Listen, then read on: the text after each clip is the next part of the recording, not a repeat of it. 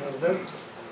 And then he called immediately to do his piece, his presentation, Comrade General Secretary of the Joint Trade Union Movement, Commodore Zero. Yeah?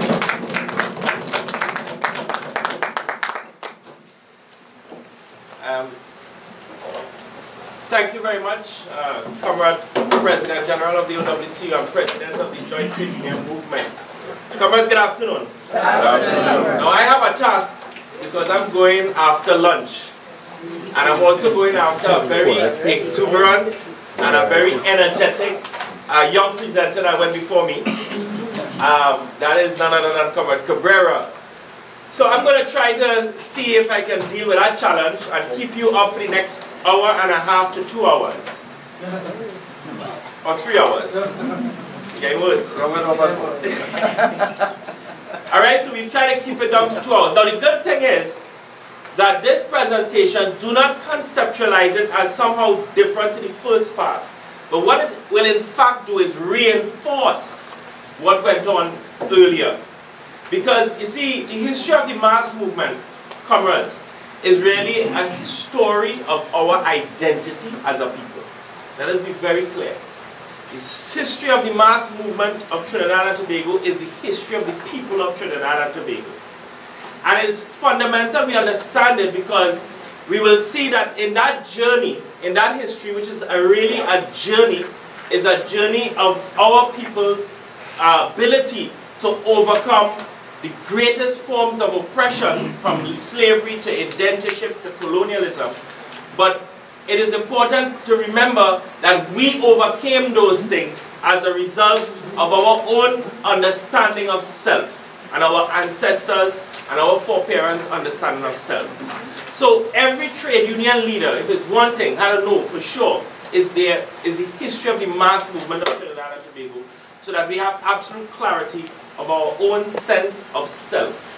Now I want to thank the Communication Workers Union and one Comrade Ian Teddy Belgrave, because this presentation is based on chapter 1 of their book, Dare to Struggle, A History of the Communication Workers Union. And I want us to recognize and thank the Communication Workers Union for giving us, as a gift to the trade union movement, this particular chapter through Comrade Teddy Belgrave.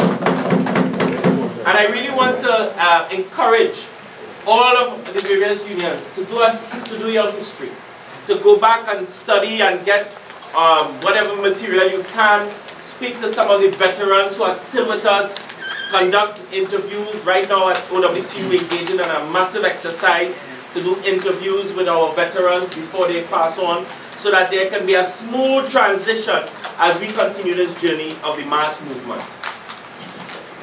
The mass movement, if you are to define what it is, it describes the political activity and self-organization of the lower strata of society. So when we're talking about the mass movement, who are we not talking about? It's always good, sometimes when you try to define who you are or what something is, it's good to distinguish it from what it is not. So who or what is not part of the mass movement? Who? The upper classes, all right?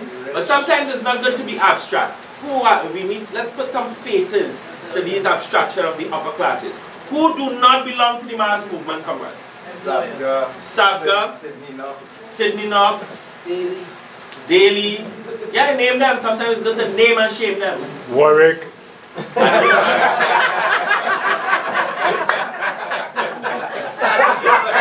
sharp, right? Even after lunch. Still sharp. Hamil Smith. So those do not belong to the mass movement. And therefore, anything they do and or say will never ever be in the interest of the mass movement. It will always be in the interest of their class. The mass movement engage in these activities for a reason. Now know the activities, political activity and self-organization. They do it to advance their social, cultural and political interests. Because one of the mistakes we make is that we sometimes forget that we have an interest that we need to advance as well. And we also have to convince our own membership that we are advancing the interests of a particular class, our class interests. The agenda is continuous, meaning that It's not something that will come, go, come, go. It is something that flows continuously. There will be various contradictions as time go by, but we resolve them. But as we resolve one, another one pop up. And the thing is not to become disillusioned, but if we understand that that is just part of the journey of the mass movement, then it is easy for us to overcome the current challenges. The mass movement of the laboring classes of this country had its genesis in the theater of the slave plantation. That's where this story begins. It began soon after the settler population in 1783. Now, before the Spanish conquest, Trinidad and Tobago had a thriving civilization. Let's be clear about that. Before we all came here, it was a thriving civilization. The island was called Cairi, for those of you who may not be aware. They had what we would call now a village-state system. You know, in Greece they have the city-states. They had a village-state system where a village is led by a cacique and there were structures and so on. They have a trade and so on taking place all from Trinidad, Tobago, up the islands, even with the mainland. Then came the Spanish conquest. But when the Spaniards took control of the island, all they saw, because they felt we weren't rich in minerals, they wanted to get their hands on the gold and silver in the Andes. So for them, Trinidad and Tobago was just a staging post towards something. And as a result of that, there wasn't really a class structure that developed here. In fact, what they did is they exterminated majority of the indigenous population, and they had very few planters. But all of that changed. It changed around 1783 when a French, he's actually from Grenada, he's a Grenadian planter, right? Came to Trinidad and said to the then governor, hey, I think you'll have land. I think here would be a good spot for us to bring across our plantation, bring across our slaves and so on. But you see, we have to remember that at that time something was happening in the region that caused the French planters of Grenada, Martinique, Guadeloupe to come to Trinidad. Who can tell me what that was? The Haitian Revolution. The Haitian Revolution, which covers, I think, every one of us, is something that we all have to feel very proud of. Yes. Because to me, that is a far greater revolution than the French bourgeois revolution or the American capitalist revolution. The Haitian Revolution is where you have the underclass, the slaves, literally liberating themselves. Something, now slavery has been a system that existed for thousands of years. And the Haitians, our Caribbean brothers and sisters, our ancestors before us, were able to break a system that existed for thousands of years. And that was a tremendous achievement. And in so doing, many of the planters across the French Isles were trying to find refuge. And they found no other place than in Trinidad and Tobago. So they came across here, French Catholic, free colored, coming with their slaves. After that settler, what they offer was free land and economic and political concessions in order to respond to that rising revolt in the French islands. Now, it's interesting, right? In 1787, now that's not 1987, in 1787, what did they offer? Land, economic, and political concessions. Isn't that what we do now to get foreign investors? Offer political and even economic concessions to multinationals to come here. This is why a recent report in the EITI shows that 60% of energy revenue generated comes from multinationals still. So that's 1787. Some 200 and something years later, that framework of relationship still exists. And it's important to understand that that framework still exists in order to understand our purpose and objective as revolutionary trade unionists. Because I think after this session this morning, I think we've gone past, and I think we need to start seeing ourselves as revolutionary trade unionists. And why so? Because if the system and the framework still exists some 200 and something years later, it means that we have some work to do. The French and Spanish plantocracy went from 106 to 2,400. And slaves went from a mere 310 to some 10,000 with 600 new plantations. So in Trinidad, what happened with the Spanish conquest, they would have depopulated the island, through genocide. Let's be clear what it was.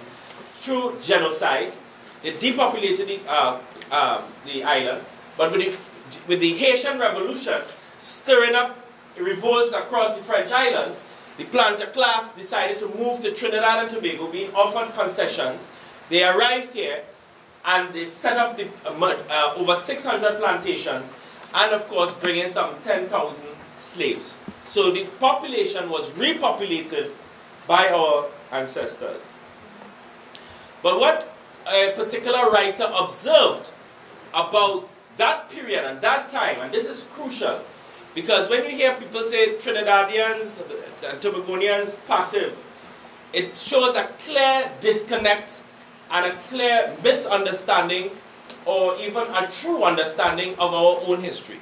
Because let me just say, we are not passive. They may have tried through the education system to convince us of that, but we're far from passive. And we will see how we have a long history of aggression and rebellion. And comrades, I use the word aggression deliberately. It is not a negative thing when our aggression is in order to advance our class interest. Let's be clear about that. He said a whole black underground, a network of secret societies through which the slaves created an existence entirely separate from the world of the plantation. In other words, even in a system as barbaric and as inhumane as in slavery, our ancestors were able to begin to envision a world separate and apart from that oppression. It is beginning to build within their own conscious mind, how can we reconstruct a society that is separate and apart from the world of the plantation? And I'm suggesting, comrades, that that seed, because remember, our ancestors would have had to endure that for many, many years. That seed is still in us today. That seed is what drove the mass movement to do what it did in the years that followed slavery, straight up into independence, straight to the Black Power movement of 1970, straight to us sitting here in the Uriah Butler wing of the Cipriani College. He said dancing societies or regiments were organizational structures of resistance utilized by the slaves in planning the attacks on the plantocracy. There were evidence of incidents of mass poisonings and an abortive revolt in 1805. And then there was another failed revolt in 1823. In other words, we were hotting up the place. Our ancestors were never passive. They fought valiantly to overthrow that barbaric system of slavery. And it's a very important point. You know, there was always this debate about what ended slavery in terms of, you have the good Christians in England, abolitionists, fancy word for them, who would have been advocating in Parliament. And then, so that was one school of thought. And then there was the other school of thought, even coming out of Eric Williams, that it was simply a question of the collapse of the sugar industry, the economics. But C.L.R. James, as far back as 1938, in his book, The Black Jacobins, helped us to understand that no, it was the slaves themselves. It was self-organization, it was revolt. What made the sugar economy collapse was because we were just burning down cane fields like crazy. That is what happened. So it was the actions of the slaves themselves that brought them liberation. After the abolition of 1838, and with a taste of freedom, demonstrations and so-called planned aggression took on a completely new direction. So this is Elder now, trying to describe what this post-emancipation society was looking like. The deep-rooted aggressions, you see, that's why I deliberately use the word aggression, because that's how they like to portray it, the colonial writers of that time. They saw rebellion and revolt as aggression, and they also saw it as, interestingly enough, against national interest, by the way. The deep-rooted aggressions that had been smoldering for years took on now tangible forms. Risings on the estates became common, very common. Murder, arsons, assaults on white overseers by Negro workers became the rule of the day. I think it'll be interesting to go back to that time, sir. By yourself. You might be forced to. The demographics, the socio-demographic factors in how the mass movement developed. There were three things that took place. One is that the ex-slaves moved from the plantation and became what is called peasant proprietary, meaning that they would farm some crops, and whatever surplus that they don't use for themselves, they will sell in the market. Small amount. But then they began to converge around the urban centers, San Fernando, Port of Spain. Port of Spain in particular, Arima to a lesser extent. But in Port of Spain is what became known as the barrack yard. The next thing was the replacement of slave labor with East Indian indentured labor. Now enters this story our brothers and sisters from India. And this workforce soon joined the ranks of the mass movement. Now this is an important point that Teddy is making in his book. Because one of the things you'll notice about that particular story, as Teddy tried to explain it to us, is that this idea of the division or disunity of the mass movement is one, a recent construct. Two, is something that is perpetrated by what is called a professional politician. And it is, of course, always to the benefit of the ruling classes. But in the early days, and you will see the proof based on events that unfolded in that period, there was always a sense of solidarity. Always a sense of solidarity. And there was always a sense of unity between the two main ethnic groups as they fought one colonial enemy. The living conditions, a single room, no more than 12 square feet. You know what's 12 square feet? You know how small 12 square feet is for a whole family? You know? It's you, your wife, and the 3 children, all living in one room. They were separated only by wooden partitions. This is to give you a visualization of what we had. When I say we, because sometimes we feel too disconnected. We need to reconnect. This is how we live. Wooden partitions located in rows, ventilation only through a single door, shared latrine, washing and bath areas. Privacy was impossible and there was no proper sanitation, which created ideal conditions for the spread of disease. If you look at the health statistics of that time, in terms of how many of our foreparents died as a result of the spread of diseases, bacterial and viral diseases, because of the living conditions. Then on the plantations, where the barracoons became the habitat for our Indian brothers and sisters, believe it or not, the situation was even worse. This is P.S. writing. That resistance to authority on this occasion, and he's talking as far back as 1858, this is about 10 years after emancipation, took on an organized form. Is apparent from the fact that the defeat of the police